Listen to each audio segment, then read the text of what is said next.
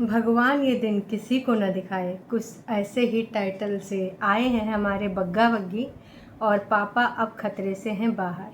चलो, इस न्यूज़ की ना सबको बहुत ही ज़्यादा दरकार भी थी, इंतज़ार भी था। समझ लो कि ये न्यूज़ के लिए सब बेकरार थे। कैसे न कैसे, कहीं ना कहीं से लोग ये न्यूज़ सुनना चाह रहे थे कि बग्गी की फैमिली की ये जो कठिन घड़ी है ये बीत जाए और पापा स्वस्थ होके घर पहुंच जाएं। हालांकि वो घर तो नहीं पहुंचे हैं। हाँ, अगर ये पुराना वीडियो नहीं है तो हो सकता है कि आज वो घर के लिए डिस्चार्ज भी कर दिए गए हों या फिर अभी हॉस्पिटल में ही हों, क्योंकि शायद 1 या 2 दिन पुराना वीडियो भी हो सकता है। तुरंत हमें वीडियोस नहीं मिलते हैं। तो हे एवरीवन, एक बार फिर से आप सभी का स्वागत है। बग्गा और बग्गी आए, सफाई नामे के साथ आए। वाह जी वाह।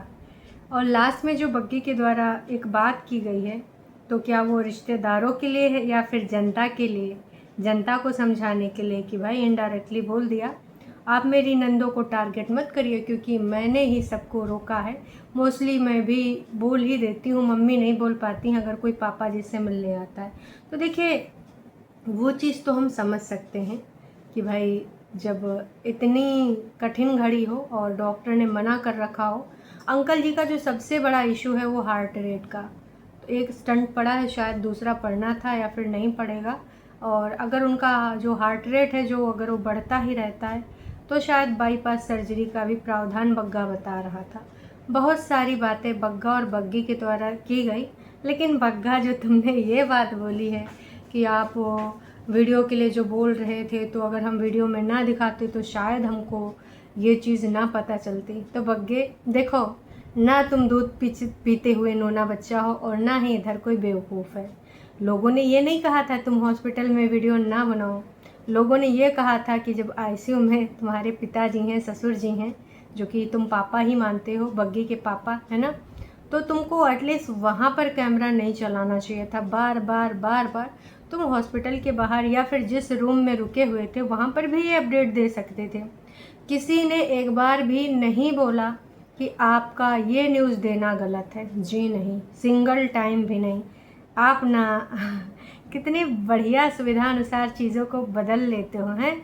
लोगों ने सिर्फ और सिर्फ इस बात पे तुमको डांट लगाई है कि जो तुमने अपनी बीवी से वहाँ पर भी कैमरा चलवाया। इस कठिन सिचुएशन में जब लोगों को कुछ अपना सेंस नहीं रहता है, दिमाग काम नहीं करता है, ऐसी सिचुएशन में कैमरा चलाना कैसे याद रहा। तो यहाँ पर लोगों ने जोड़ लिया कि तुम किस तरीके से व्यवसायिक दृष्टि वाले इंसान हो, इसलिए लोगों ने बोला। बाकी जनता ने ये नहीं बोला कि तुम अपने ससुर जी की अपडेट ना दो, उनको बताओ ना। यार, सुविधा अनुसार ये अपनी बातों को डुलाए मलाए देते हैं ना, ये चीज़ बिल्कुल भी सही नहीं है। वैसे बग्गा ने पूरा फर्ज निभाया है। दामाद जी वहाँ पे रुके हुए हैं और मम्मी जी को और पीयूष को शायद भेज दिया है ना। और यहाँ पर दामाद और बेटी रुके हुए हैं बगल के ही किसी होटल में, ताकि जब एक कॉल आए तो तुरंत दौड़ते भागते आ जाएं। मोस्टली कोई ना कोई यहाँ पे रह ही रहा है। तो ऐसा सीन था और बग्गे ने जो अपडेट दी है, ठीक है बग्गा, चालाकी देखो तुम करोगे, चालाकी जनता पकड़ लेगी।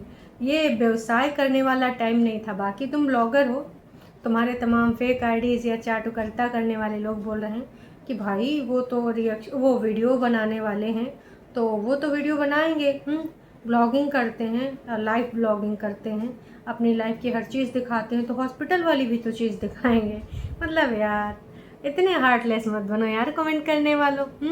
और बग्गा भी बोल रहा था कि भाई अब देखो, अगर हम दिखाते नहीं तो वो जो डॉक्टर सब्सक्राइबर हैं उन्होंने कितना ज़्यादा हमको अवेयर किया, इतना ज़्यादा चीज़ों से बताया कि इसमें परेशान होने वाली कोई बात नहीं है, स्टेप बाय स्टेप चीज़ें समझाई, मनोबल बढ़ाया। तो देखो, इस चीज़ को हम भी मानते हैं और पूरे तरीके से एग्री करते हैं इस बात को, इसमें कोई दो राय नहीं है। बिल्कुल भी मैं डिसएग्री नहीं करती हूँ कि आपको किसी की हेल्प नहीं लेनी चाहिए और मनोबल बढ़ाने वाले लोग अच्छे होते हैं, है ना। लेकिन जनता ने सिर्फ और सिर्फ वहाँ पर अंदर कैमरा चलाने के लिए मना किया था। जनता ने सिर्फ और सिर्फ इस चीज़ को कहा कि भाई कैसे कोई व्यावसायिक दृष्टि से सोच सकता है, खासकर एक बेटी तो बिल्कुल नहीं।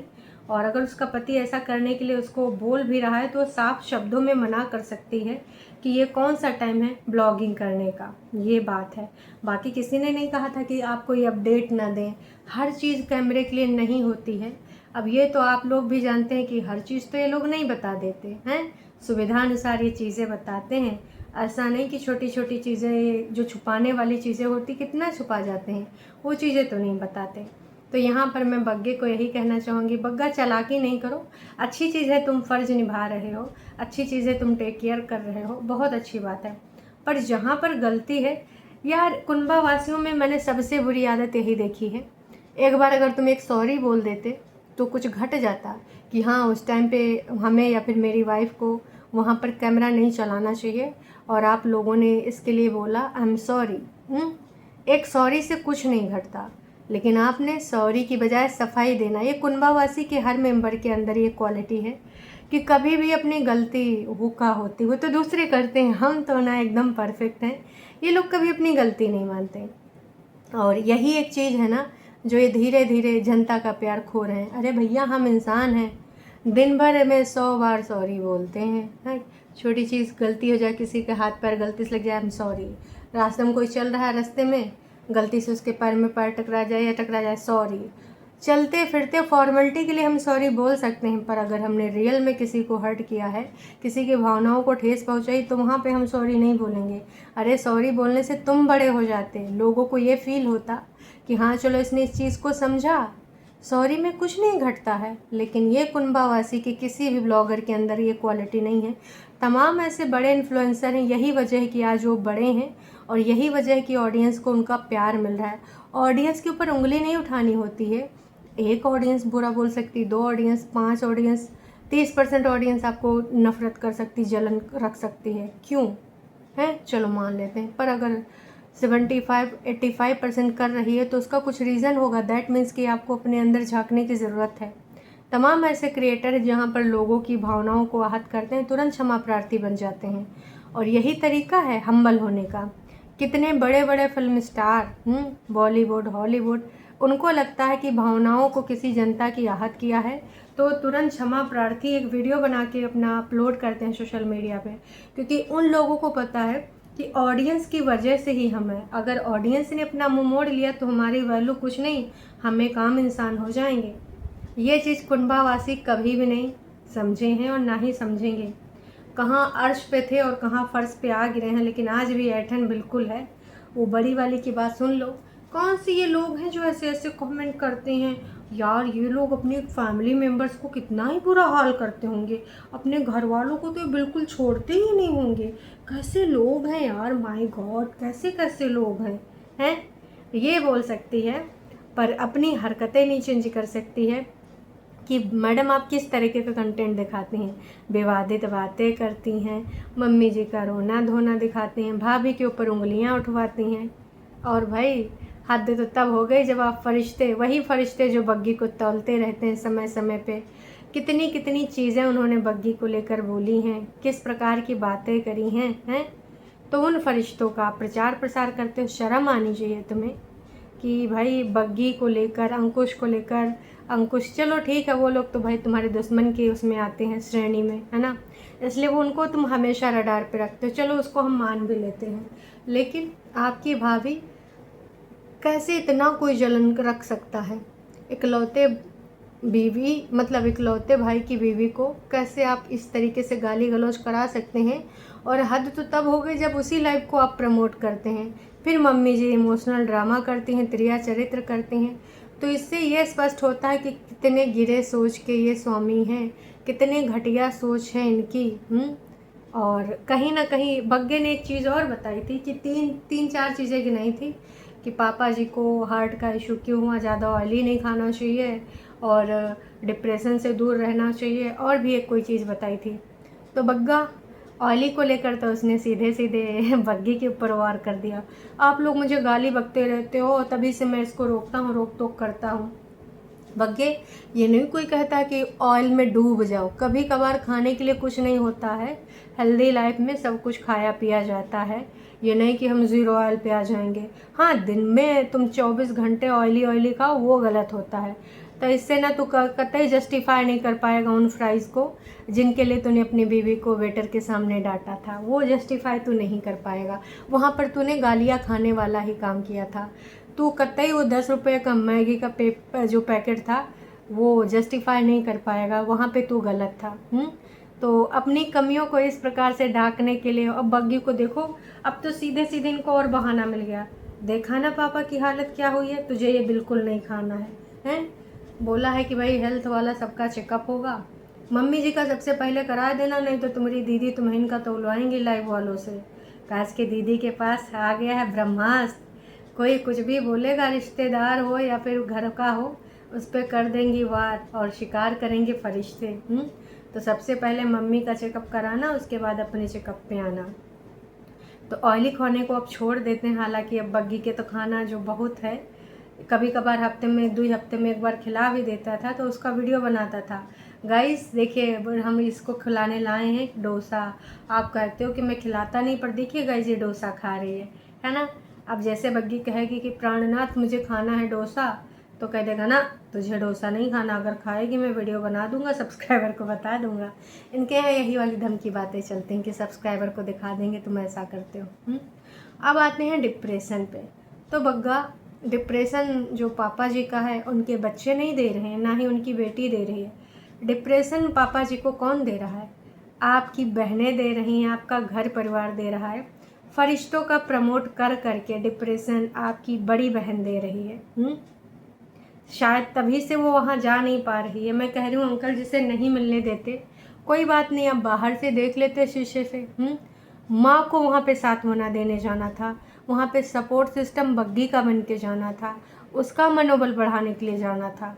लेकिन नहीं, अब तो भाभी जी ने भी बोल दिया है कि हम किसी के लिए मना कर रहे हैं तो प्लीज़ बुरा मत मानो, क्योंकि भाई ऐसा ऐसा हो सकता है कोई बग्गी का रिलेटिव आया हो तो उसको बुरा लग गया हो कि हमें मिलने नहीं दिया गया, तो उसने सार्वजनिक तौर पे ये सारी चीज़ें बोल दी।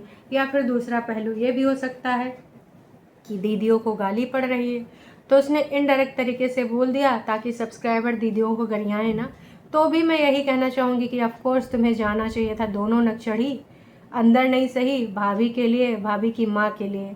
आंटी जी हैं, झुटियंका जी आंटी जी से मिलने जाना था।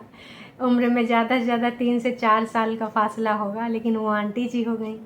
खैर कोई बात नहीं, जान रहे हैं ये रिश्ता क्या कहलाता है। रिश्ते में आंटी जी लग रही तो भैया आंटी जी बोला जा रहा है। अब इसमें हमारी दीदी का गलती है? अब रिश्ता है, भाभी की माँ है तो आंटी ही तो बोलेंगी। तो ये जितने सफाईनामे बग्गे ने प्रस्तुत करे हैं ना, मैं तो बस यही कहना चाहूँगी, बग्गा बहुत अच्छी चीज़ है, तुम एक बेटा और बड़े घर में तुम ही हो, तो तुम एक बेटा की तरह वहाँ खड़े हो, अच्छी चीज़ है। लेकिन ना, जहाँ पे तुम्हारी गलती है ना, वो गलती मान लेनी चाहिए। बस इतना ही कहना चाहूँगी। जब लोगों ने बोला था वीडियो बनाने को लेकर, तो कहाँ के लिए बोला था तुम्हें भी पता है, लेकिन तुमने जानबूझ के ये सफाई दी है। और दूसरी चीज़ों के लिए जो तुमने सफाईनामा दिया, तो सबसे पहले अपनी बहनों का मुँह बंद कराओ।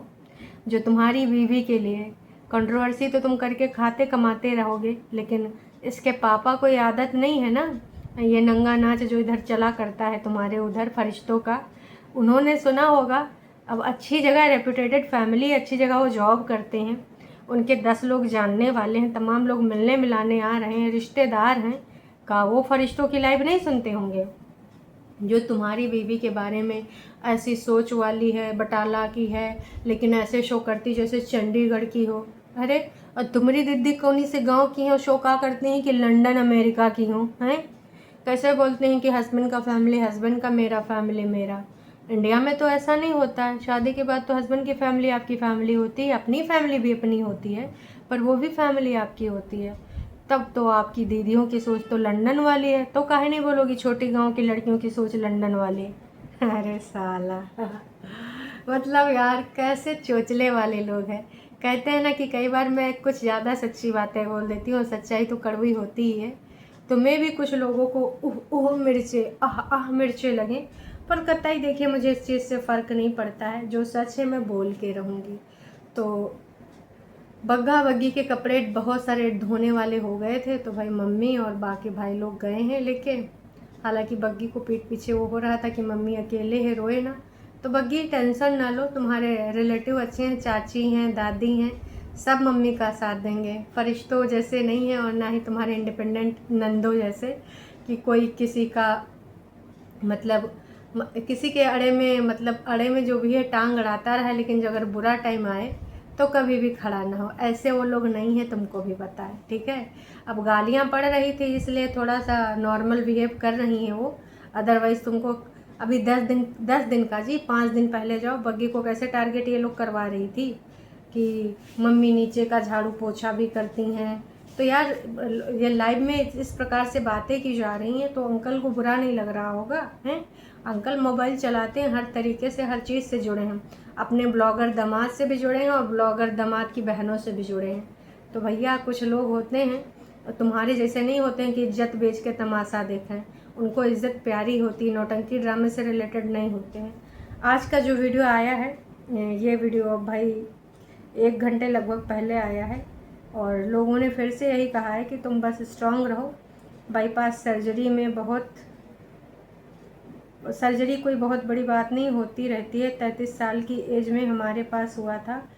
तमाम लोगों ने अपना जो है एक्सपीरियंस शेयर करा है ताकि दुपट्टा मोटिवेट होती रहे, बग्गी मोटिवेट होती रहे। ये सिचुएशन बहुत ऐसी है, मैं समझ सकती हूँ। दिवाली का टाइम भी है और इस प्रकार से जो सिचुएशन तुम्हारी लाइफ में आई है, तो लाइफ ऐसी ही होती है, कभी कुछ आप जो है सोच नहीं सकते क्या होने वाला, बस मजबूत रहो।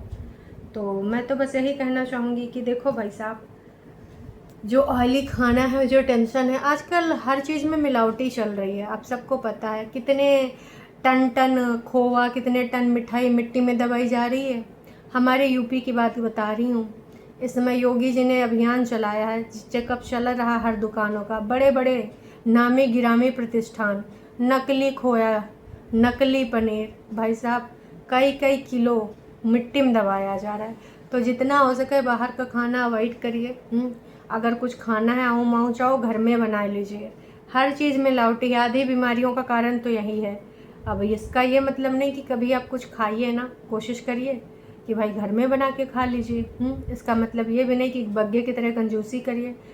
अब जब नामी गिरामी प्रतिष्ठान ही ऐसा काम कर रहे हैं तो किस पे ट्रस्ट कर सकते हो। पहले यही लोग कहते थे कि ब्रांड में खाओ, आजकल खाना हो गया है बिजनेस कि सस्ता सस्ता खरीदो, सस्ता सस्ता चीज़ में बनाओ और महंगा से महंगा बेचो।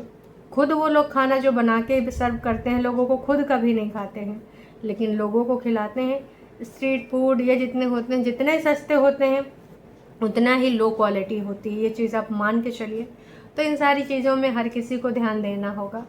देखो ना यार, हमारे जो बुज़ुर्ग हैं कितना लंबी लंबी लाइफ जीते थे और हम लोग का अब इनसे कहीं बैक में दर्द है, कहीं ये दर्द है, कहीं बाल झड़ रहे हैं। बाल मेरे जो अपने लंबे बालों को मैंने उड़वाया है, यही रीज़न था, बहुत झड़ रहे थे, वरना मेरे काफ़ी लंबे हेयर थे और काफ़ी लोगों को पसंद भी थे, पर अब मैंने इनको उड़वा दिया है। तो ये हमारी रूटीन ज़िम्मेदार है और हम जो खा पी रहे हैं ना वो ज़िम्मेदार, हमारी जीवन शैली भी। नींद कितनी होती है, जगते कितना है, सेलफोन कितना चलाते, बहुत सारी बातें भाई। तो जितना कंट्रोल कर लो उतनी बात ठीक है। यहाँ ज्ञान देवी बनना हम चाहते नहीं हैं। बाकी देखते हैं जी क्या होता है क्या नहीं होता है, क्या वो लोग आएंगी या फिर नहीं, या फिर घर पहुंच जाएंगे अंकल तभी आएंगे। आप सबको क्या लगता है कमेंट करके ज़रूर बताइएगा। अभी के लिए इतना ही, फिर मिलेंगे नई अपडेट के साथ।